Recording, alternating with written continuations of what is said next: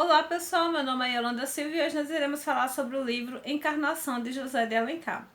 De antemão, gostaria de dizer que esse livro vai ser na base da emoção, porque eu fiz um roteiro, mas eu me sinto mais à vontade falando. Eu vou ter cuidado que se houver algum erro eu vou colocar na descrição aqui para corrigir e seguimos. Esse livro aqui, o narrador é em terceira pessoa e ele vai nos contar a história de Amália.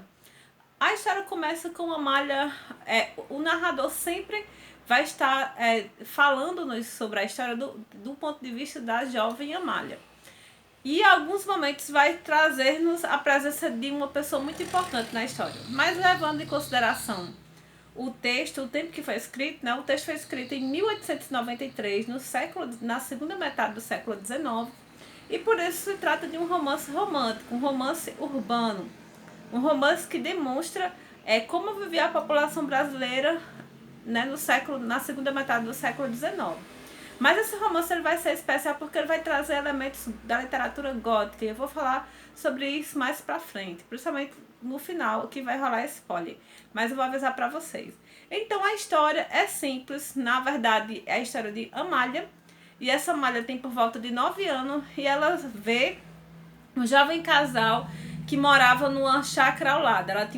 Ela morava numa chácara no Rio de Janeiro e um casal recém-casado, né, veio morar numa chácara vizinha e o nome desse casal era Hermano e Julieta. Então, desde pequenininha ali, né, a jovem Amália observava esse casal ali e ela era uma verdadeira voyeur. Ela achava o casal lindo, então ela descreve, né, o sentimento dos recém-casados, os beijos, o rubor de Julieta quando Armando a beijava.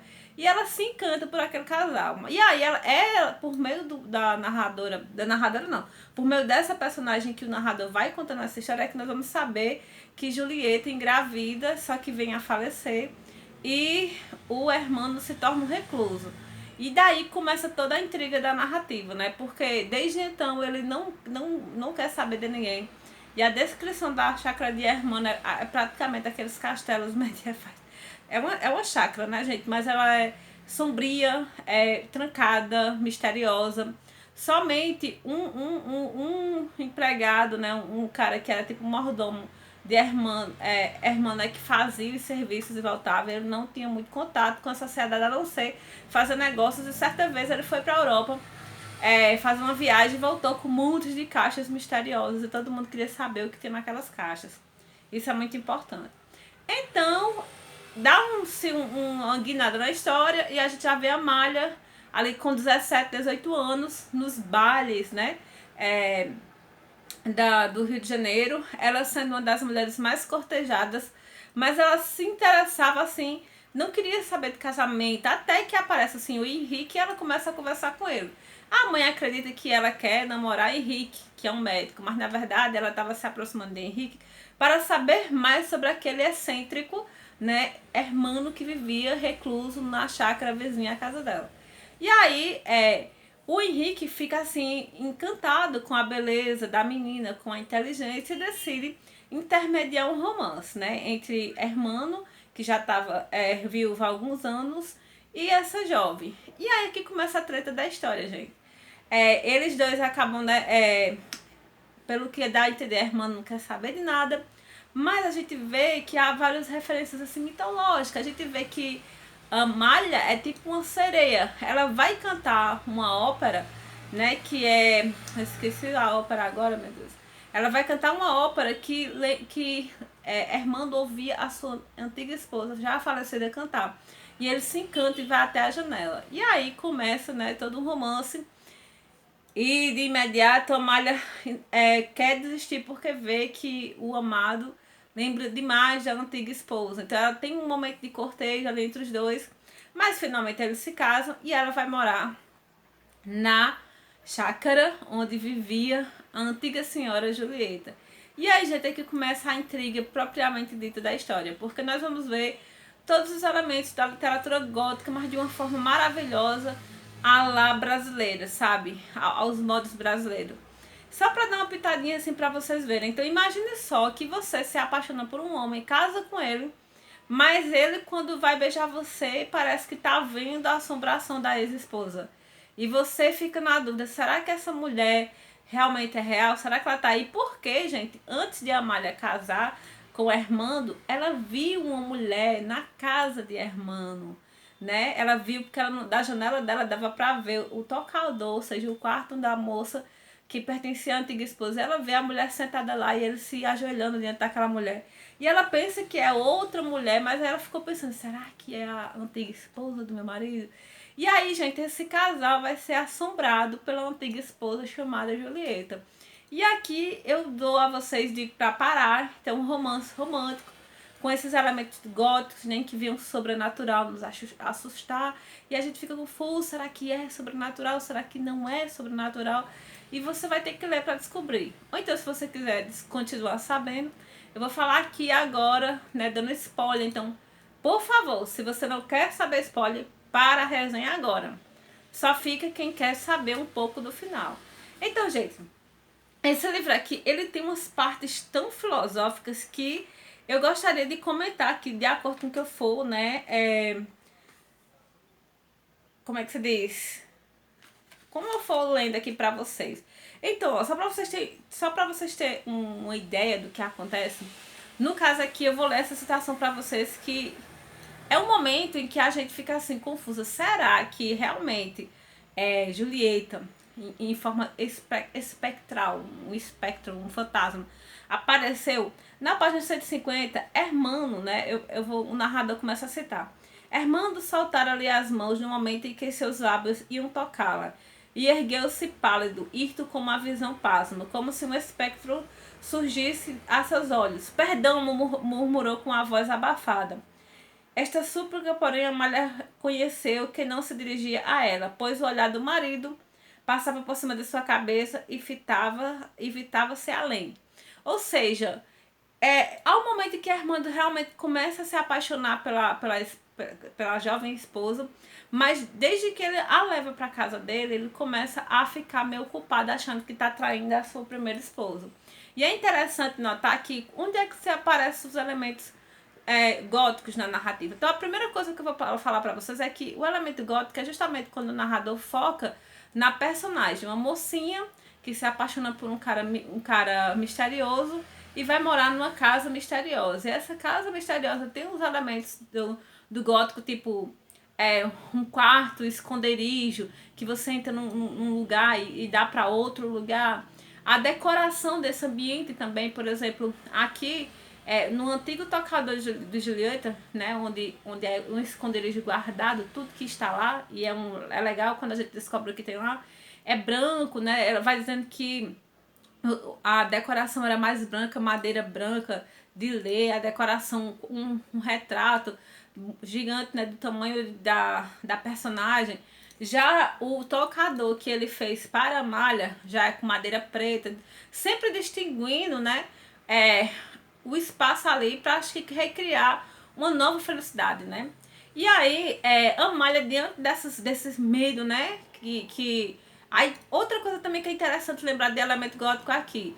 Um segredo do passado, ou a sombra do passado que vem atormentar os personagens. E aí, a mocinha vai ter que lutar contra esse passado, né? Isso é só um dos elementos que a gente vê logo de início aqui na história. Então, a gente vê que a Amália percebe que o marido está ali, né, meio atormentada, e ela chega com ele e conversa, né? Olha, eu acho que a gente não vai dar certo, esse casamento não era para existir. Então, o que é que o marido decide fazer? Ele decide se suicidar para que ela pudesse recomeçar a vida. Porque você sabe que no século XVIII, no século XIX, né, uma mulher que se separasse era muito mal vista, difícil até de casar novamente. Então, era bom que fosse viúva. E ele quer se matar, então a Amália disse, não vou desistir do cara que eu amo, eu vou lutar por você, vamos lutar junto. E ela decide continuar com ele. E ele diz, não, eu já sou morto-vivo, eu não consigo viver depois que minha esposa, né, morreu. E aí eles começam, gente, uma saga muito louca. Então, certo dia, quando a Amália percebe que o marido tá vendo coisas, ela decide entrar no escritório dele e o mordomo, que era pai de criação da antiga esposa do patrão, né? Ele não quer deixar ela lá, mas ela acaba ficando. E aí ela entra no quarto, né, que era o tocador de Julieta. E quando ele chega lá, gente, ela vai ver simplesmente... É interessante que isso aqui é um romance de folhetim. Então o capítulo terminou com ela voltando pro quarto. Ele é louco, ele é louco, ele é louco. E aí ela, né, a gente fica assim, nossa, no início do próximo capítulo, imagina o povo lendo o jornal, doido pra saber o que foi que ela viu. Aí no outro dia, a gente vai saber o que ela viu. Ela viu no quarto, né? Ela viu no quarto simplesmente uma estátua do tamanho, tipo, né, pessoa física e jurídica parecida com Julieta. Só que, no caso, há toda uma filosofia por trás, porque ela olha pra aquela moça e diz assim, não, como é que pode? Não parece tanto assim, sabe? Mas parece um pouco. E aí ela fica confusa. Não, ele tá apaixonado por uma ideia de beleza. Não é basicamente a própria esposa. E aí ela fica meio confusa, né? E aí ela fala, ela tem umas citações aqui muito massa. Quando eu vejo essa parte do texto, eu lembrei do conto de fada, né? O Barba Azul, porque dentro do quarto ali proibido existia, né, umas mulheres assassinadas lá no Barba Azul. Aqui a gente vê que a mulher está presa lá no quarto das memórias da antiga esposa. E aquilo vai, de certa forma, atormentar a personagem principal. E, ao mesmo tempo, o que está ali é o passado, assombrando, né, a personagem. E aí, o que é que a Amália decide fazer? A Amália decide simplesmente aprender os trejeitos, a usar as roupas, fazer de tudo para ficar igual a Julieta, a esposa falecida, e assim conquistar o marido. E aí, até o pai de criação de Julieta começa a gostar de Amália por causa disso. Só que na cabeça do coitado, do Hermano, o que é que aconteceu? Ele amava a energia, porque, por exemplo, Julieta era morena, do cabelo, morena assim, morena claro, do cabelo longo, preto. Já Amália é loira, cabelo dourado. Então ele amava um pouco do que a Amália trazia para ele. Apesar de que ele se sentia como se estivesse traindo a primeira esposa, né? E aí começa toda uma loucura na cabeça dele. Então certo dia eles vão a um baile e ele decide tomar uma atitude drástica. O que é que ele faz? Ele deixa a esposa lá, a Amália, no baile e decide voltar para casa dizendo que estava com uma dívida de jogo e tinha que pegar a carteira. Mas o objetivo dela era simplesmente tacar fogo na casa e morrer ali dentro, apagar a memória, né, de tudo que ele viveu com Julieta ali dentro daquela casa. E aqui você percebe, acho que de todos os elementos assim, do estilo gótico feminino, de todos, que é justamente quando, né, algum personagem taca fogo na casa. Então, dando um exemplo, gente, cuidado com o spoiler que eu vou dar. Eu vou dar um spoiler sobre 3 romances, né? Dois romances que terminam assim. Mas aí você pula, né? Em alguns minutinhos. Eu vou dar a mão, assim, aí você percebe. Quando eu fizer, ok. Então, no caso, você percebe que em Jane Eyre, né? A gente vê que lá uma personagem taca fogo na casa e ali acaba tudo e recomeça Jane Eyre com o Sr. Rochester. Também no romance Rebecca, né? Que também é muito parecido com esse. A gente sabe também que há um fogo lá, um incêndio, né? E aí os personagens começam a reviver a história felizes para sempre. Então aqui o incêndio assim acontece. Agora, antes de o incêndio acontecer, há uma cena muito massa que é quando aparece a visão de Julieta para Hermano. E aí a gente vai, eu não vou dar spoiler de tudo, né, no final, mas a gente sabe que ele não vai morrer, porque 5 anos depois acontecem outras coisinhas que é o final do livro, que vai deixar em aberto o livro. Então eu já passo o spoiler para vocês. Então assim, quando a gente tá lendo esse livro aqui, o romance, no final ele dá margem para várias leituras. É tanto que quando ele tá lá, quase pegando fogo, quase morrendo, né? Na casa, aparece Julieta e eles conversam juntos assim. Eu quero muito ficar com você e quero morrer porque minha vida sem você não tem graça. E aí Julieta parece que pega ele e leva, né? Você quer morrer? Bora, vamos morrer. E aí a gente sabe, né, que de certa forma ele foi salvo. Agora, qual das Julietas? O interessante é que ele tem um sonho onírico durante o fogo, né? Muito interessante isso. Então, de certa forma, o passado foi sim queimado, junto com aquela estátua de cera da mulher, né, de Julieta, como também as lembranças daquele tocador, daquele quarto, daquela casa e daquele espaço ali. Outra coisa que eu gostaria de comentar também, que eu vou até falar, o próprio título é Encarnação, né? Quando o incêndio está acontecendo e Julieta aparece, Julieta fala para a irmã, né? Minha alma está dentro de Amália, então ela e eu somos uma só. Então você, de certa forma, não precisa tirar uma para ficar com a outra. E aí, gente, você fica na dúvida, será que Julieta apareceu mesmo? Ou será que a Amália correu percebendo que o marido queria se suicidar? Entrou lá enquanto ele estava delirando, né? Que ela fala isso, né? E pegou ele, levou para fora da casa. Mas mesmo assim, há um momento do devaneio em que ainda a gente fica na dúvida realmente se teve um momento em que Julieta, como fantasma, apareceu para o Hermano. Sobre essa questão da encarnação, eu vou ler aqui na página 160 para vocês sobre o título, né, que fala: Este romance de Amália, a incompreensível encarnação do delírio de um cérebro enfermo. Essa admirável intuição é que me propus contar. E agora sinto que não conseguirei. Como descrever a paciente eliminação de uma alma a despojar-se de sua individualidade para infundir em si o ser imaginário, filho de uma alucinação. Então a gente vê aqui que Hermano, ele sabe que, de certa forma, ele está negando a pessoa, a individualidade de Amália, de Julieta. A própria Amália se desfaz da sua personalidade, que é enérgica e vivaz, para adquirir a introspecção da antiga esposa para atrair o esposo, né? E o que é mais chocante, gente, é que no final do romance a gente percebe que a filhinha do casal, né, que depois de 5 anos volta, parece com Julieta. Então você fica, nossa, será que realmente a alma de Julieta estava dentro de Amália?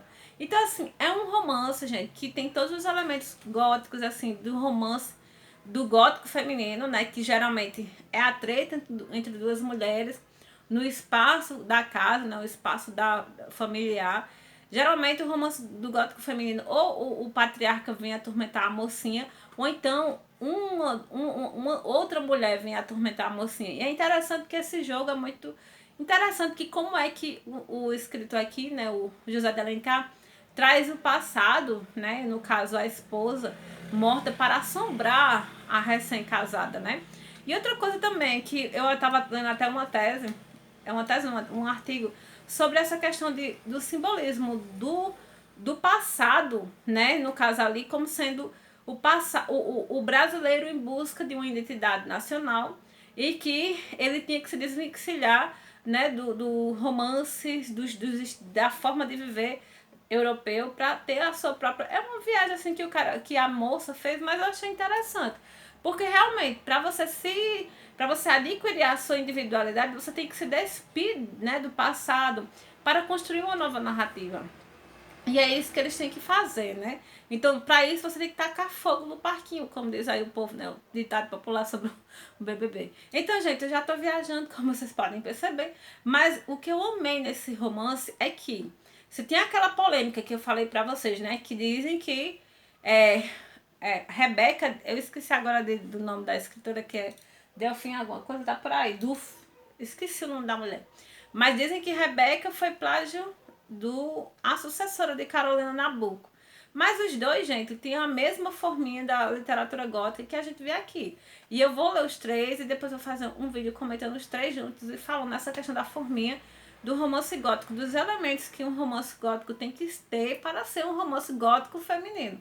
Apesar de não ser escrito por uma mulher, é um romance que traz elementos do gótico feminino de uma forma genial. Que pena que não há mais descrições, não há mais assim, né, umas cenas de susto mais interessantes, como os livros de Ian Radcliffe. Apesar de lá o sobrenatural ser explicado no livro, aqui não, a gente fica sempre confuso. Será que Julieta veio dos mortos para assombrar e ficar na alma de Amália e assim nunca deixar o amado? Ou será que aquilo foi só esperteza da mulher para conquistar o amado, não deixar que ele morresse e os dois viverem felizes para sempre? Então aqui termina a minha resenha, espero que vocês tenham gostado e tchau para vocês, até a próxima.